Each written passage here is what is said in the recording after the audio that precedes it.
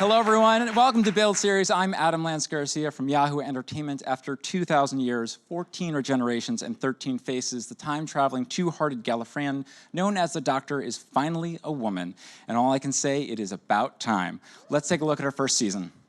With you, I've never been more excited to talk to 3 people in my life in front of millions of people. Let's start with just asking, like, how would you describe this incarnation of the Doctor in about 3 words? Oh, I'm going to put that down. All right. I would say, I can't limit it. Okay. Full of hope, fizzing with energy, and a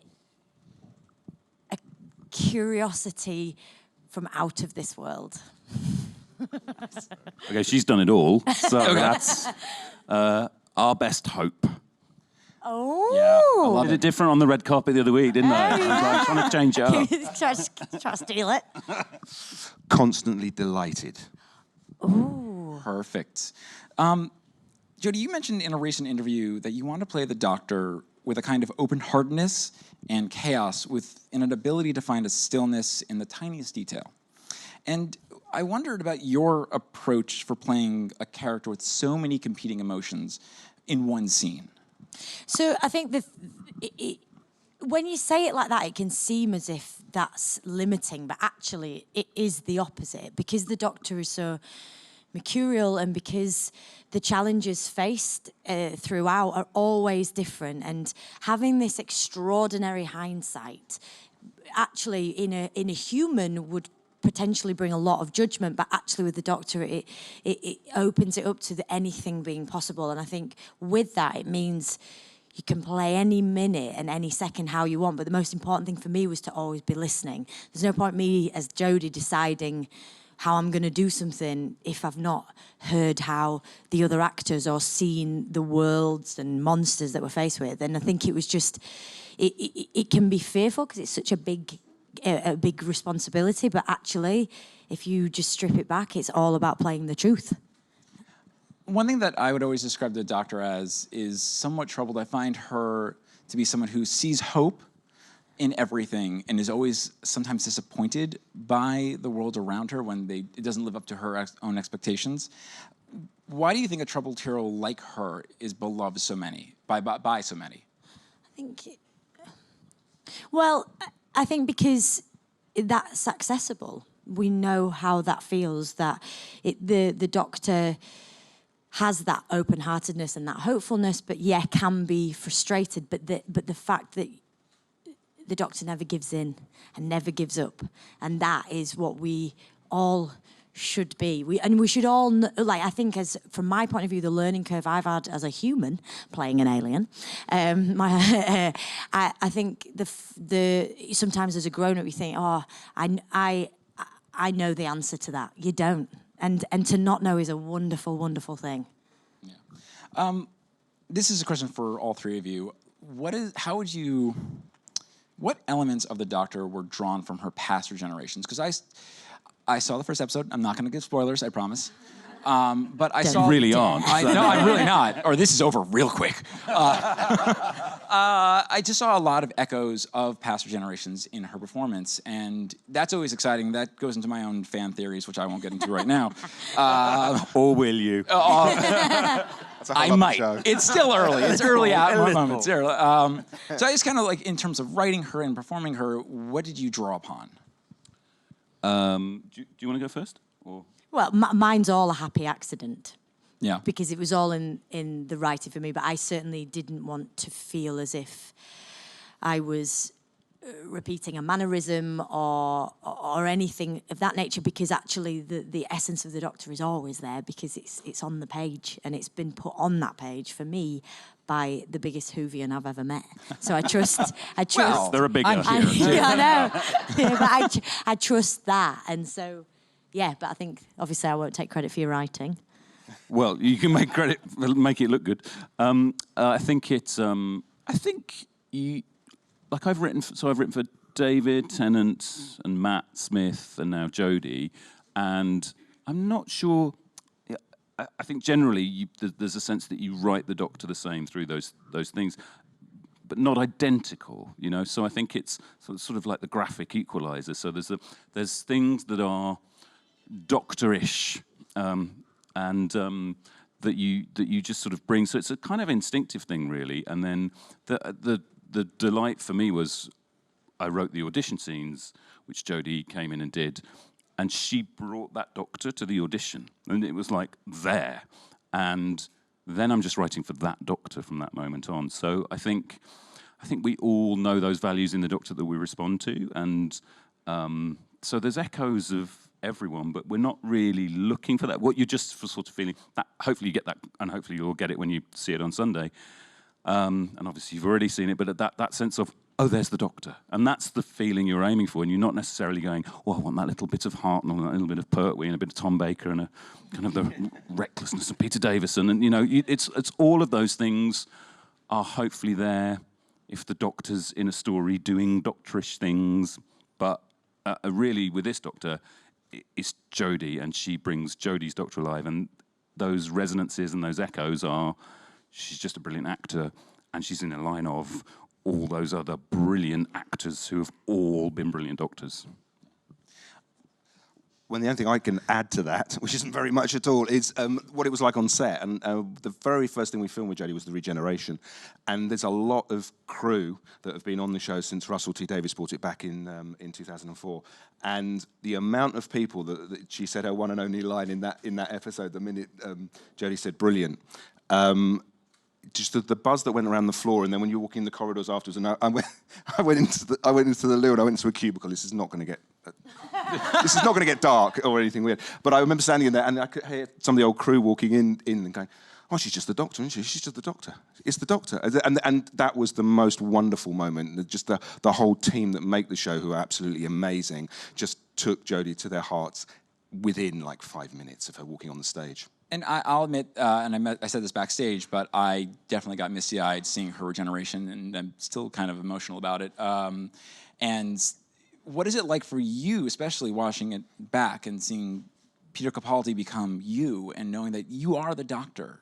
I think it sunk in when I think the regeneration was the shooting of that for me was 2 days after the reveal, so that was a very chaotic time filled with lots of secrets and fear, and it was incredible. But I was very much in someone else's shoes, in someone else's TARDIS, and I think the thing that really brought it home for me was being on set of our season, of season 11, and speaking for the first time with the other characters, because obviously you shoot out of sequence, but once they moved on from the very first setup of that first day, I was like, this is it.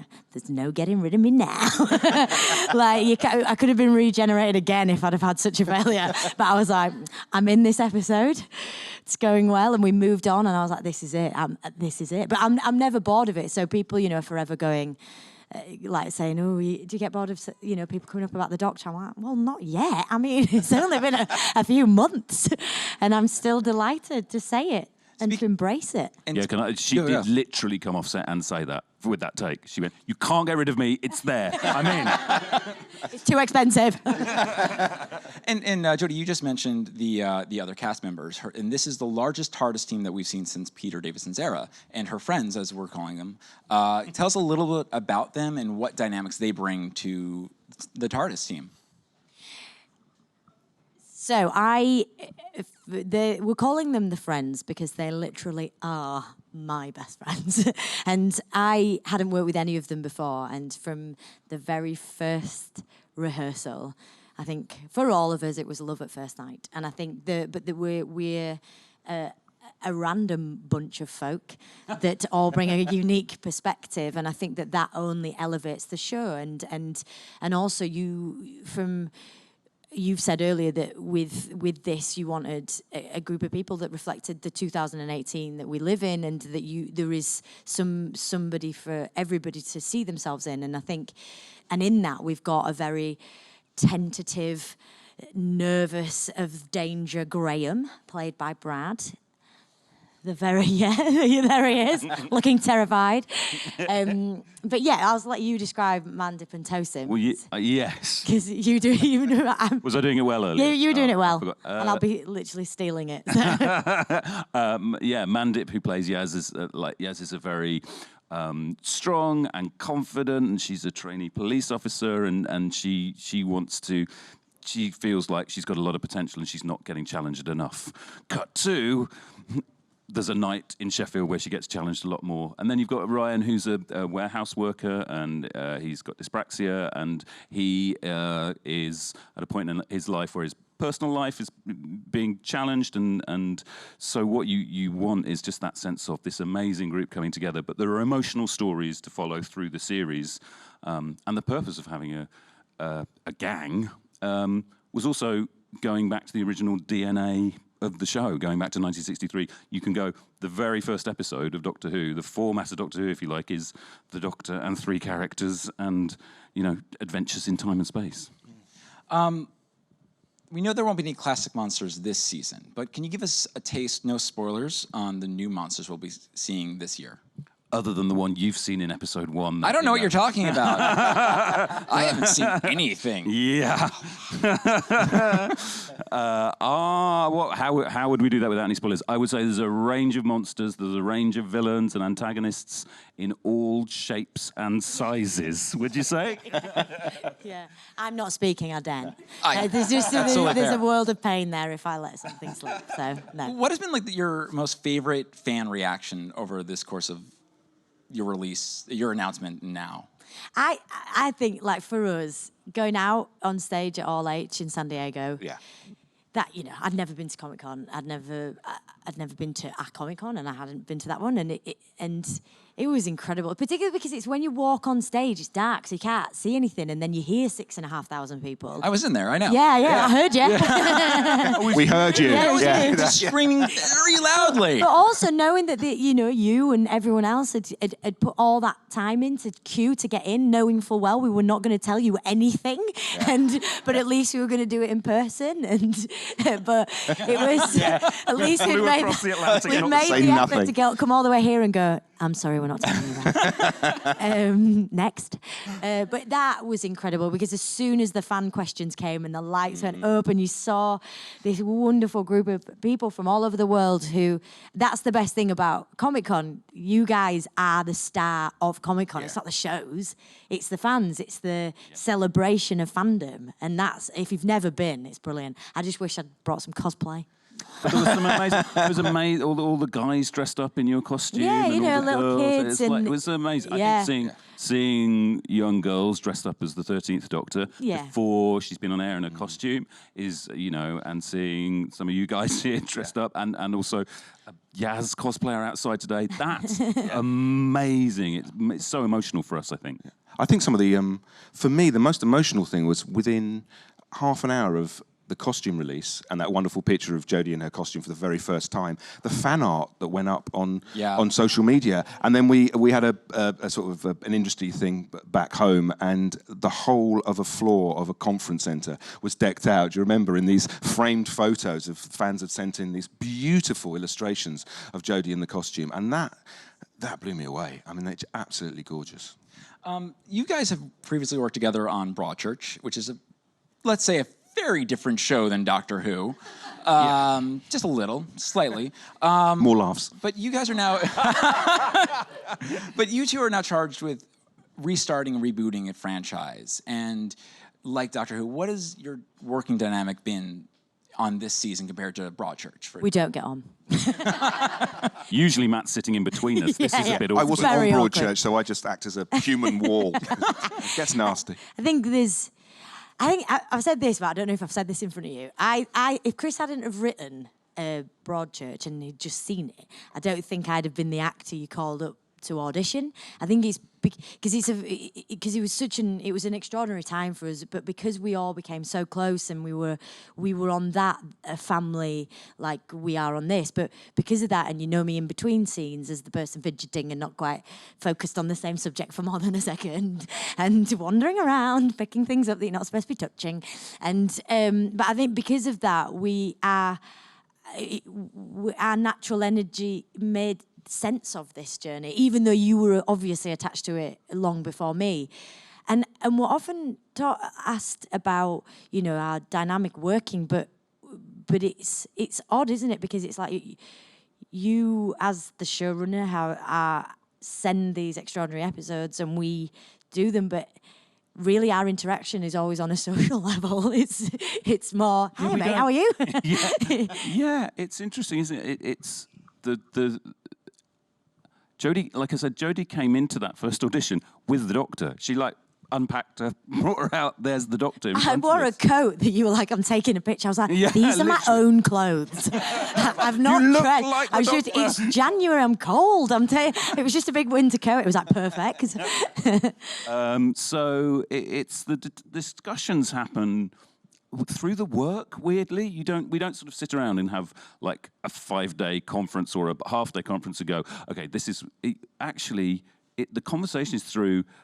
I write stuff, Jodie does it brilliantly, and then you watch it on the rushes and you're looking at things and you're calibrating and going, oh, she's done that brilliantly. Okay, we need to find another thing for her to do. And what I learned about Jodie on Broadchurch was, A, she's brilliant. B, she's not how she describes herself, actually. She's incredibly intelligent. She's got incredible range. She's incredibly emotionally smart. Everybody adores her. She's a brilliant leader of a company, all those things. And when you meet her in person, you see how funny and energetic and lively. She's also a brilliant physical comedian, which even in that regeneration scene, the way she hangs on to the console and you know, flies out, you get a sense of that. So I think the thing that was always in the back of my head, and also having seen that tiny moment in the film One Day, where you do the karaoke, and it's like there's like 30 seconds where the camera comes off you, but I keep going, God, who's that performer doing that really funny thing there?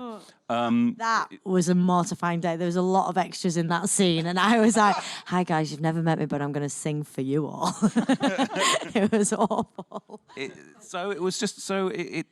The working relationship is a sort of creative conversation via the scripts I watch, the rushes, and so the performance grows and evolves through that, which is sort of what happened on Broadchurch, really. We didn't sit around discussing it. I ask a lot of questions and always have, and I've always had the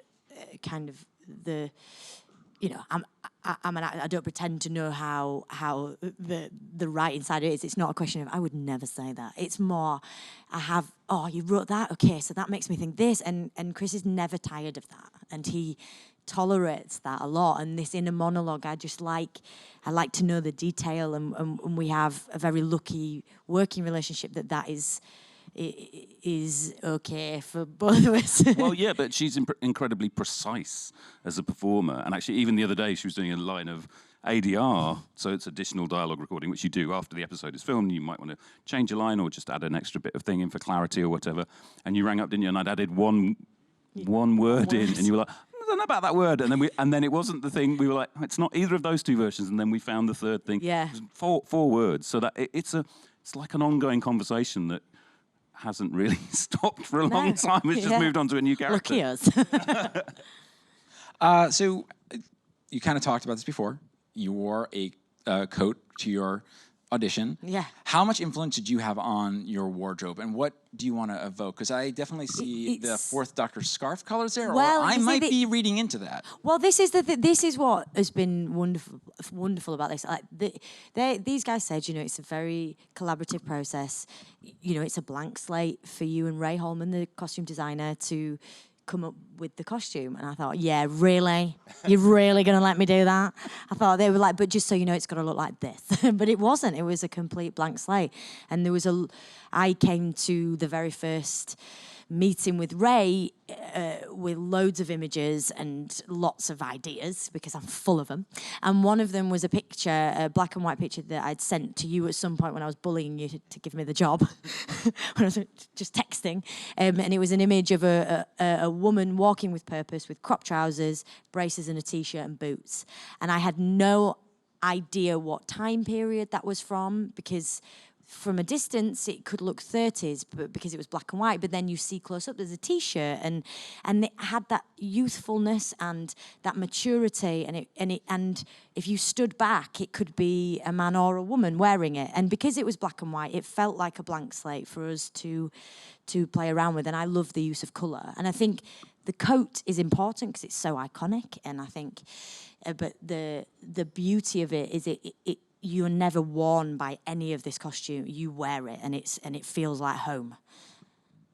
I have to ask this one question. This is for Chris, and this is the deepest, nerdiest Whovian question I can ask. And God is asking you. Oh, yeah, no. Bring it on. This is some nth level nerd that I know a fan will ask. Will lung barrow or looming ever become canon? Wow. That's deep level, isn't it? Yeah. It's a deep level. I just about know what you're talking about.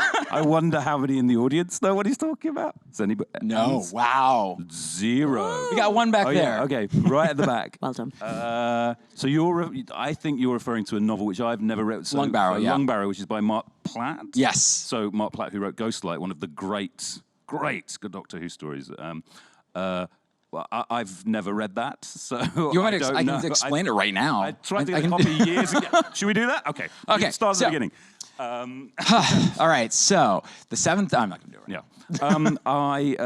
So the short answer is certainly not this series. And the long answer is I've not read that. I tried to get a copy years ago, and I think it was out of print. So no, not presently. But I think Mark Platt and Ghostlight, really, really exceptional work. Excellent. Well, with that fan nerdy question, I have 3 people right behind me who have more questions for you. Come on, you've set the bar. Yeah. No, I know. Hi. First of all, I just want to say, you don't know how much it means that we do have a female doctor. I've been watching this since I was a kid, and it's amazing. But my question is, did you get any advice from the previous doctors? And if you did, what was it? So I was lucky enough to speak to, just before the Revelation video, where the hood went back, that weekend I was allowed to finally speak to David, Matt, and Peter. And I had 3 wonderful conversations, and it was particularly wonderful speaking to David because he's a very old friend of mine, and Chris had pre-warned him saying, look, this person's a little bit nervous, is it okay if I hand out your number, can they ring you? So then when Jodie popped up and he was like, why are you calling me? I was like, it's me.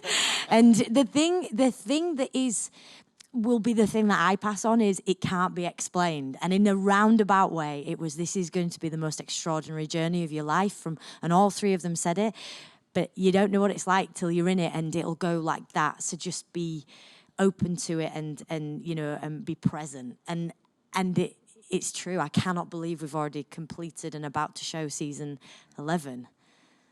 No Can you worries. also say what Matt did as well? Are you allowed to say that? I don't know. Oh, go on, tell her. Tell her. I didn't. He rang me and my phone was on silent. How rude! And he left me a voicemail singing the theme tune, and which I still have. And then I was like, "I'm so sorry, I missed your call, mate. Like I was really busy. I wasn't doing anything. I was just sat panicking." We're going to bring out the second question. Also, Colin Baker, wear your shirt. Ah, Yeah, cool. he's a huge supporter of you. Yeah. Thank you. So let's go to our second question. Hi, how are you? My question is, I went blank, sorry. My question is, when did you feel like, wow, I'm the doctor? Because I know a lot of people make a big deal about you being the first woman doctor, but you are just the doctor in this long list and history of people. You're just the doctor. When did you just have that moment of wow, this is my show? Yeah, I think there's so many moments. There's from filming and having those, like I was saying about putting that scene in the can, and then that, that was it. But I think when you see a lot, going back to what Matt was saying, when you see a lot of the fan art, and before you've even shot anything, and you're included in this extraordinary line, and people, obviously, as a lot of Whovians, you're incredibly creative, and to see, your face embossed with this history, and you think, oh wow, this is amazing, and particularly because all that love and support happened before you've seen it. So I think it's them, but I continually have moments of it. The first time I saw the episode, I've only seen it twice, and I've not seen anything else. They won't let me. But when and there's moments in it, and I think it will happen probably forever. I can confirm she is the Doctor. It's amazing, guys. No getting Last rid fan of me question. now. Yep. So are you going to be known as a Time Lord or a Time Lady? A Time Lord. Yeah. And thank you. I think that's it for our audience questions. Do you want me to wrap up? I have so many more questions, though. I have so many I can ask. One more question? Excellent. Let's see. We've got a TARDIS. We can also go. We can back do a few this. minutes. We've got all the time. Let's see. I'm trying not to get No pressure. No pressure. Ooh, okay. This is a bit more for Chris, okay? Yeah, no, that's fine. But Just because I failed the lung yes, barrow one. you totally did. And we're judging. Jodie, so you can answer this if you want. No, I'm and looking at Matt Chris as well. already. I'm bored of my own voice now. Chris, this season is meant to be a fresh start for the franchise and sort of akin to a soft reboot. Talk about finding that balance between bringing in classic elements while still being fresh. Like, do you want to bring in Daleks or a unique unit or Bernice Summerfield? Or that's a deep cut, guys. And that's not on screen. That's big finish and exactly. novels, right? Yeah. So, talk about that balance of trying to do that. Yeah, I get. I'm not sure you'd say it was a reboot for the franchise or a fresh start. It's a new Doctor. This has happened all the time. When Peter Davison came in after 7 years of Tom Baker, in the UK and obviously over here, Tom Baker was big on PBS, and that wasn't. Nobody said you're rebooting the franchise. You just go, it was just a new actor taking over and new writers, and the same sort of thing happened. So I think what you want to do is make sure that Doctor Who continues to feel at the centre of television, centre of culture. That we've got surprises and exciting things. I mean, there is such a big list of things that you could take from the past and reuse and do all that. But also, I think, for this year, with a new Doctor, the starting point of new Doctor, new companions and friends, it's a great point for everybody in this room and everybody watching and you to go out to all your mates and go, I know you think this has got a 55-year history that you need to catch up on, but it's like, start here. I think Jodie said this, start here with this Doctor, come in, you don't need anything, and then you've got this treasure trove of history that you can then delve back into once you've fallen in love with this Doctor and these people. So it's a recruiting video for us to go. That's all this year is for the 55 years that have been before us, really. I mean, you don't even have to watch it in order. I mean, every episode is a movie of the week, no two-parters, and it really is a jumping-on point. I think what we hope is that it brings everybody who loves the show with them, but you really can jump onto this one. I mean, it's every episode we've pushed, and I think also to make it as contemporary as possible as well. So now we hope that it sits alongside all the brilliant shows that are out there, all the great Netflix shows and Hulu shows and HBO shows and Amazon shows and BBC shows. It looks incredible, and it feels as fresh as the day it was minted in 1963. And equally, there are things within the series which, for people like you guys in the room, it's like there are little things, there are little words, there are little visuals. There's stuff in episode 1. I can think of 3 words in episode 3. I can think of something somebody's wearing in episode 3 that is people go, so it's not like we're going. You're not doing a clean break. You're doing sort of. No, you're just carrying on. It's a continuation of the Doctor Who story. That's the best thing about Doctor Who, and is that what got me into it was this potential that you can always keep on digging and finding more and finding more. This beautiful history and this amazing woman in charge who just talks about hope and being the best kind of person you can be. my goal right now is to be the kind of person the Doctor would want as a friend. And that is the greatest thing about this show. That is so beautifully put. Really absolutely. beautiful. And you've probably just encapsulated our series in one sentence. Yeah. Thanks very much. Fantastic. We will Took be me- stealing that. I will work for free. We're just going to use that 10 hours clip. to say that. That's our social media bit now. Thank you so much, Jodie Whittaker. you. Thank you. Matt Scrivens. This Sunday, it is amazing.